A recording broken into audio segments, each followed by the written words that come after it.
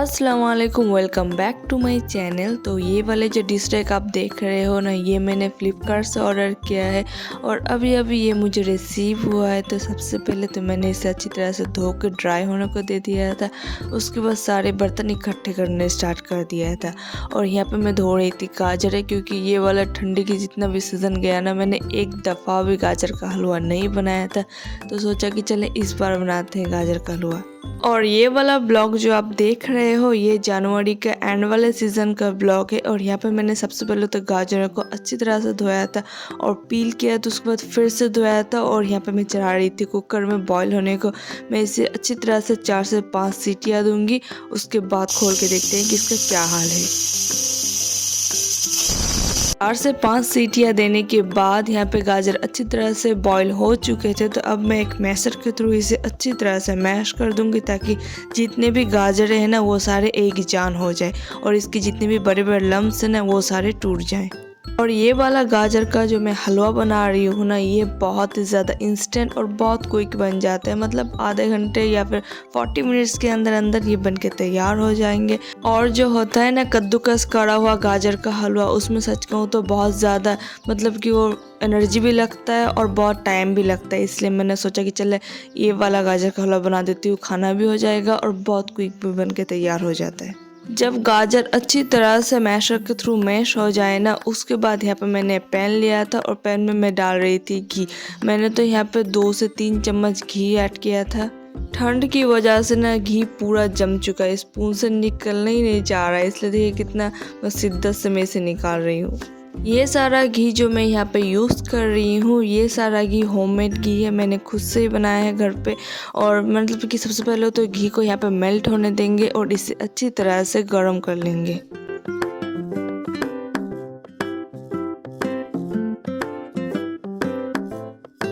जब घी अच्छी तरह से गर्म हो जाए तो उसमें हम ऐड कर देंगे कुछ खड़े गरम मसाले और इसे भी थोड़ा सा चटकने तक हम लोग वेट करेंगे।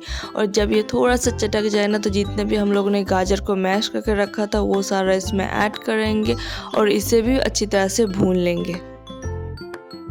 जब मैंने इसे भूनना स्टार्ट किया उस टाइम पे गाजर में थोड़ा सा चंक्स बाकी थे, तो मैंने वहीं पे मैशर के थ्रू मैश करना स्टार्ट कर दिया था, क्योंकि यहाँ पे भुना भी जाएगा नीचे से और ऊपर से मैश भी होता जाएगा। तो दोनों काम इकट्ठे हो रहा है यहाँ पे मेरा। और सच कहूँ तो अगर ये बॉयल किए हुए गाजर है ना, अगर ये अच्छी तरह से मैश ना होना तो वो खाने में अच्छा नहीं लगेगा, थोड़ा सा मतलब मोटा मोटा लगेगा खाने पर।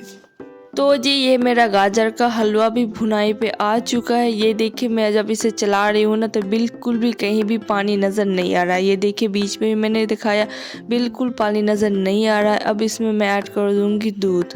यहाँ पे मैंने करीब 1 लीटर या फिर उससे थोड़ा सा ज़्यादा ही दूध का इस्तेमाल किया है। अब इसे फुल फ्लेम में अच्छी तरह से बॉईल आने देंगे और दूध का जितना भी एक्सेस पानी है वो सारा इवापोरेट कर देंगे, जब तक ये सारा मतलब कि मिक्सर थिक ना हो जाए। और ये देखिए कुछ देर के अंदर अंदर ना सारा घी ऊपर आना स्टार्ट हो चुका था और ये रहा इसका टेक्सचर, थोड़ा सा दानेदार है ना। जब मैं इसे चलाऊंगी और भुनाई पे आएगा ना, ये खुद ब खुद सॉर्ट आउट हो जाएगा।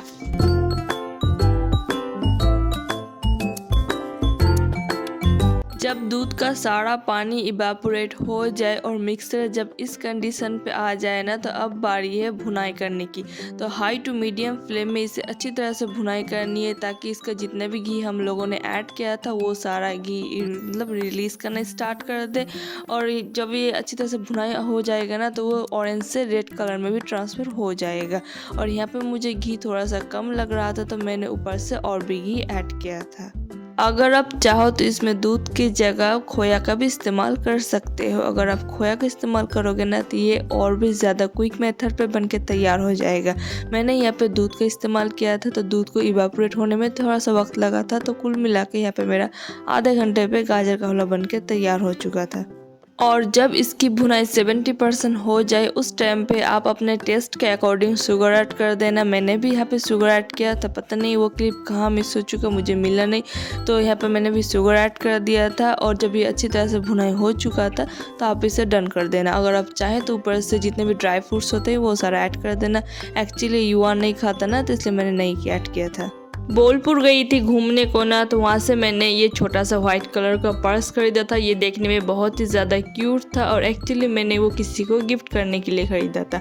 और युवान के लिए यहाँ पे मैंने ये चकला बेलन ख़रीदा था। उसे बहुत शौक है रोटियाँ बेलने की, क्योंकि मुझे देखता है ना तो उसे भी बहुत ज़्यादा क्रेविंग होती है कि मैं भी करूँ, इसलिए मैंने उसके लिए ये चकला बेलन ख़रीद लिया। और इसके अलावा मैंने ये 3 स्पून ख़रीदा था जो कि कुकिंग में बहुत ही ज़्यादा इस्तेमाल होता है। और यहाँ पर मैंने एक छोटा सा ट्रे भी ख़रीदा था जो देखने पे मुझे ना बहुत ज़्यादा क्यूट लग रहा था, इसलिए मैंने ये इसे ख़रीद लिया। इसे ना आप ट्रे हिसाब से भी इस्तेमाल कर सकते हो और एज ए आप इसे मतलब कि वो होता है ना प्लेट हिसाब से भी इस्तेमाल कर सकते हो। और उसके अलावा मैंने ये छोटा सा एक चॉपिंग बोर्ड ख़रीदा था।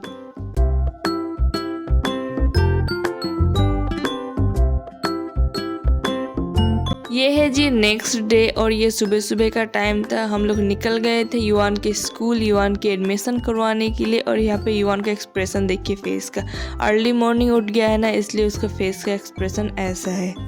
एक्चुअली हम लोग जा रहे हैं मालदा युवान का एडमिशन करवाने के लिए। युवान को प्ले स्कूल में एडमिशन करवाना है ना, तो हमारे यहाँ पे कोई सा भी प्ले स्कूल नहीं है, इसलिए हम लोग मालदा जा रहे हैं युवान को एडमिशन करवाने। फॉर्म फिलअप करने के बाद युवान की पिक्चर्स ऐड करनी पड़ेगी, तो हम लोग यहाँ पे आ गए थे युवान की पिक्चर्स क्लिक करने के लिए। और ये इतना ज़्यादा मूवमेंट कर रहा था और सर की तो पूछो मत, इतना ज़्यादा सर इधर उधर हिला रहा था ना कि एक पिक्चर क्लिक करने में ना बहुत टाइम लग चुका था हम लोग का। माथा के सजा कर माथा। 1 2 3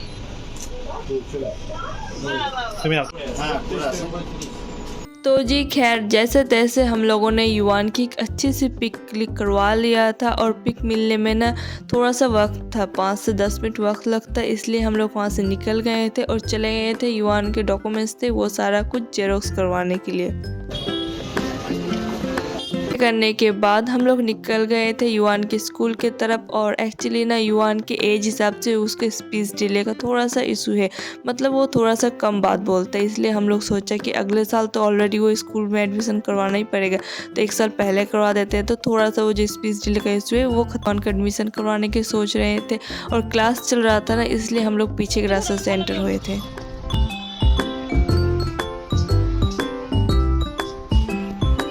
यहाँ पे जी चल रहा है फॉर्म फिलअप युवान के एडमिशन का और युवान सारा कुछ देख रहा था। और सच कहो तो हम लोग ने पहले सोचा था कि युवान को प्ले ग्रुप में एडमिट करवा देते हैं, तो उसके बाद हम लोगों ने सोचा कि प्ले ग्रुप उसके हिसाब से कुछ ज़्यादा छोटा हो जाएगा, इसलिए हम लोग ने उसे फ़िलहाल तो नर्सरी पे एडमिशन करवाया है। और यहाँ पे ये देखिए, ये जनाब को तो यहीं पे भी खेलने को मिल जाएगा, मतलब उसे हर जगह खेलने को मिल जाता है। ये सारा कुछ जब कंप्लीट हो चुका था उसके बाद हम लोग यहाँ से निकल गए थे और गए थे कुछ रेंटेड अपार्टमेंट देखने के लिए, क्योंकि युवान का स्कूल 2 महीनों के अंदर अंदर ही स्टार्ट हो जाएगा। तो बहुत ज़्यादा मतलब हड़बड़ी मची हुई थी अब रेंटेड अपार्टमेंट।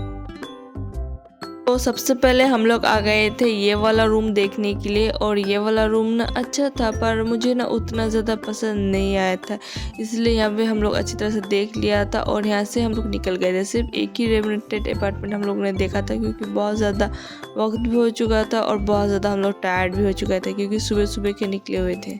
तो जी यहाँ पे मैं अपना ब्लॉग एंड करती हूँ, मिलते हैं आपसे नेक्स्ट ब्लॉग में, तब तक के लिए अल्लाह हाफिज़ and don't forget to like share subscribe to my channel.